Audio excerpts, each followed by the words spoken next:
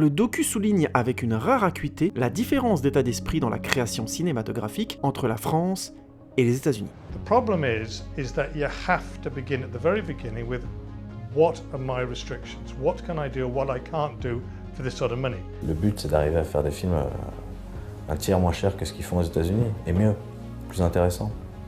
Mais ça marche beaucoup avec du système D. Explication. Aux States, le réalisateur est un exécutant. Il doit rendre un produit et est donc le responsable de la bonne fin du projet. Il doit faire un film dans le temps imparti avec les conditions financières prévues, ou celles qu'on lui confie au final. Et ça peut être beaucoup moins que prévu parfois. Et tout ça en respectant parfois une charte créative très stricte et restrictive. Et bien évidemment, lorsque l'on parle en millions de dollars, tous ces éléments sont stipulés sous contrat. Vous avez compris, le réalisateur n'a pas du tout la pression. C'est lent les gars, putain, bougez-vous! En France, et c'est un cas devenu de plus en plus rare au monde, le réalisateur a un statut d'artiste. On le paye pour qu'il puisse générer, créer son œuvre. Il a des contraintes similaires et contractualisées qu'aux States, mais ces contraintes sont moins rigides qu'aux States. Le réalisateur a plus un statut d'artiste, de créateur, à qui on met à disposition des moyens de création. I don't want them to spend money on shit like that. Give me some plastic ones. Donc, la différence sera probablement plus explicite si on évoque la question de la morale, qui se syncrétise avec la notion de droit d'auteur. Ok, on n'est pas dans une parenthèse, mais ça mérite un avance rapide pour ceux du fond qui s'endorment. Aux States, celui qui détient le copyright possède tout le film, absolument tout. Pour info, en général, ce sont les personnes qui sont créditées au titre de producteur ou producteur exécutif. C'est pour ça que vous pouvez voir parfois le nom des acteurs ou des réalisateurs en producteur aussi. Cela peut signifier qu'ils possèdent une part du copyright. Car bien sûr, le copyright peut être partagé en pourcentage et donc parfois il y a des guerres sur le plateau qui peuvent être au départ des divergences artistiques, mais qui au final se règlent à grands coups de fric. Donc pour la petite info, quand vous entendez parler de réalisateurs, d'acteurs qui quittent des projets pour divergences artistiques, dans la grande majorité des cas, il s'agit plus de problèmes de pognon. Alors pour faire ce film, je vais être payé le triple de la dernière fois. Mais c'est beaucoup trop cher. Vous m'empêchez de créer mon œuvre, vous ne comprenez rien, mon de riche sans scrupules. En France, le droit d'auteur et le droit de diffusion d'exploitation de l'œuvre sont séparés. Ils peuvent être possédés par la même personne, mais en général, sur la majorité des productions professionnelles françaises, l'auteur du scénario possède les droits d'auteur et le producteur les droits de diffusion. Comme les auteurs de scénario sont souvent les réalisateurs, au moins comme co-auteurs en France, le réalisateur a souvent les droits d'auteur. Cela implique pragmatiquement que, une fois le contrat signé, réalisateur et producteur ont besoin l'un de l'autre. Le producteur pour avoir le droit d'exploiter le film, et le réalisateur pour que son film soit diffusé, qu'il soit visible quoi.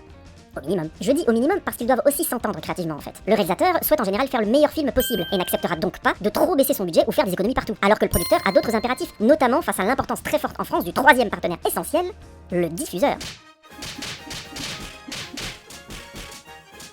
Le système audiovisuel français fonctionne majoritairement par le financement public et en grande partie par le Centre national de la cinématographie. Concrètement, ça veut dire qu'une majorité de films produits et diffusés peuvent bénéficier d'une somme allant de 20 à 60% de leur budget versé par le CNC, sous différentes formes que je ne détaillerai pas ici, comme les aides à la production, à la diffusion, etc. Dit comme ça a l'air génial. Bonjour, je voudrais faire un film 300 millions d'euros s'il vous plaît. Mais bien sûr, voici 150 millions. Youpi! Évidemment, c'est beaucoup plus compliqué que ça. Déjà, les aides sont adjugées par des commissions qui réunissent réalisateurs, producteurs, diffuseurs, politiques et administratifs. Donc autant dire qu'il faut présenter des scénarios plutôt solides à tous les niveaux. Au minimum. Bonjour, j'aurais besoin de 300 millions d'euros pour mon film qui s'appelle Ma vie sur mon canapé. Bien sûr, vous avez rempli le laissez-passer à 38 ? Et surtout, pour bénéficier des aides les plus conséquentes, il faut absolument avoir l'engagement signé d'un diffuseur. Alors bonjour, j'aurais besoin de 300 millions d'euros pour mon film qui s'appelle Ma vie sur mon canapé et je serai diffusé sur TV Fauteuil. Ah, alors bien sûr, mais là vous êtes à la commission des aides au spectacle vivant ici. Vous avez donc compris l'importance de la signature du diffuseur en France. Sans lui, les plus grosses fictions, aussi bien de télévision que de cinéma, ne peuvent demander les aides du CNC, et ça peut quand même atteindre 40% du budget total du film.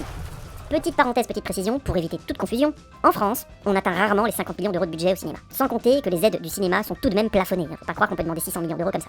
Et oui, vous comprenez enfin en partie pourquoi les États-Unis font en général mieux, ou plus simplement, mieux produit. L'argent permet tout de même de meilleures conditions de travail. Au moins ça. Après, pour la liberté créative, c'est tout aussi compliqué des deux côtés de l'Atlantique, il me semble.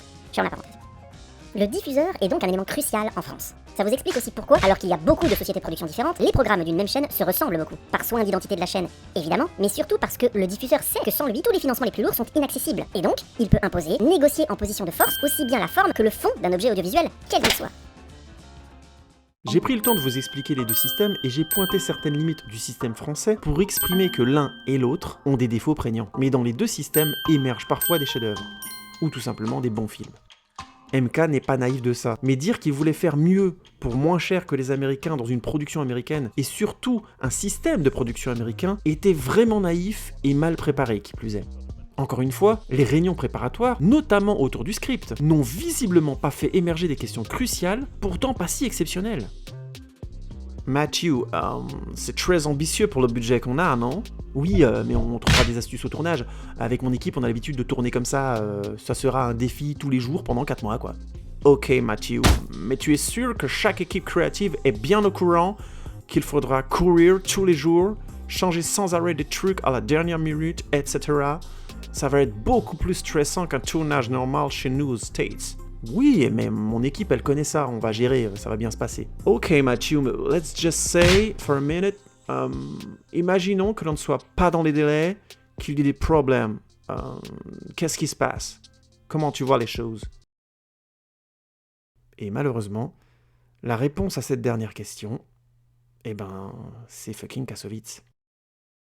J'ai passé la première partie à parler du réalisateur, MK, mais dans une production de genre. Et à ce tarif, la star est très importante. Et Vin Diesel a un rôle capital dans ce film, et donc dans ce documentaire. J'ai pointé les défauts de MK avant, mais il faut vraiment pointer aussi que ce documentaire, ce making-of non officiel, a pu voir le jour parce que Kassovitz a accepté de parler de ce qu'il considère comme un échec devant la caméra. Et surtout, il a permis à quelqu'un de porter un regard critique sur son travail, et donc sur un échec. C'est rare et courageux, et ça a permis de faire naître un documentaire vraiment unique dans ce qu'il montre de la création d'un film. Et en plus, à ajouter à la liste des qualités de ce film, nous sommes témoins de l'attitude d'une mégastar sur un tournage. Le documentaire tente de montrer le rapport très compliqué entre MK et Vin Diesel, et ce, quasiment dès le début du tournage. Et ça permet de pointer de suite l'une des complexités d'un film documentaire. La correspondance à la véracité des faits. Autrement dit, mais bordel, est-ce que c'est vrai ce que je regarde ? People should know what the fuck they're doing.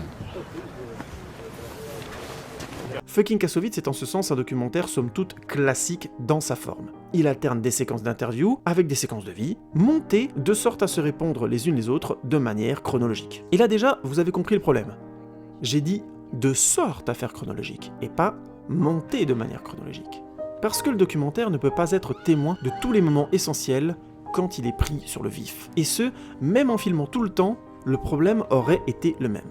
Par exemple, pour la petite parenthèse, les téléréalités bénéficient de budgets dingues, et peuvent donc tout filmer. Mais malgré tout, le montage final orientera le point de vue. Même une caméra de surveillance est un point de vue. Elle évoquera des codes sociaux et artistiques qui vont orienter notre regard sur les images qu'elle donnera. Par exemple, quand on regarde un extrait de vidéo de surveillance, on attend naturellement un accident, un événement exceptionnel. Parce que l'on sait qu'il est improbable de montrer ce que filme normalement une caméra célibataire, c'est-à-dire un quotidien banal et répétitif.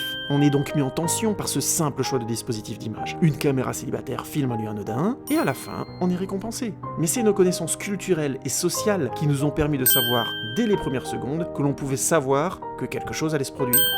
C'est ça, le savoir culturel social qui influence, indique, oriente la lecture d'une image. Je ferme la parenthèse. Autrement dit, quand on filme, on n'échappe pas à l'étroitesse de l'objectif. On voit tout d'un point de vue, et cela oriente tout ce que l'on pourra percevoir, donc tout ce que l'on va recevoir.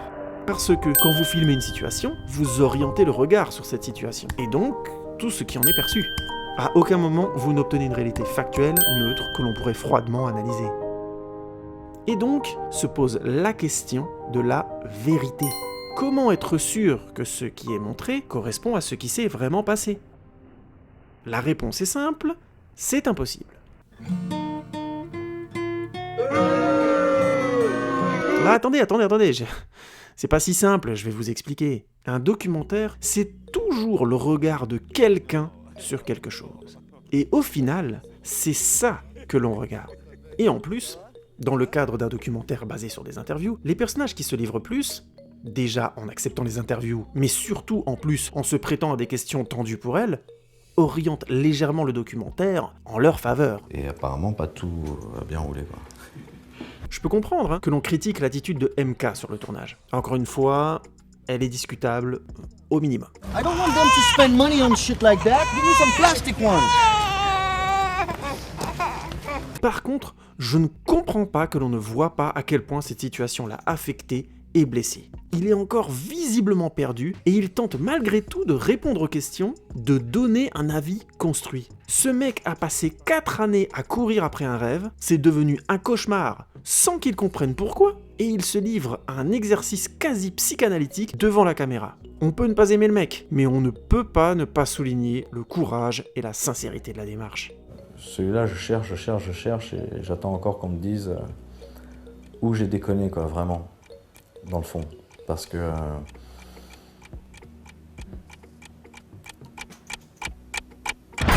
Cette petite dithyrambe adressée à MK souligne une des limites de ce documentaire, que je sous-entendais avant, l'absence dans les interviews de Vin Diesel. Je me cachais pas.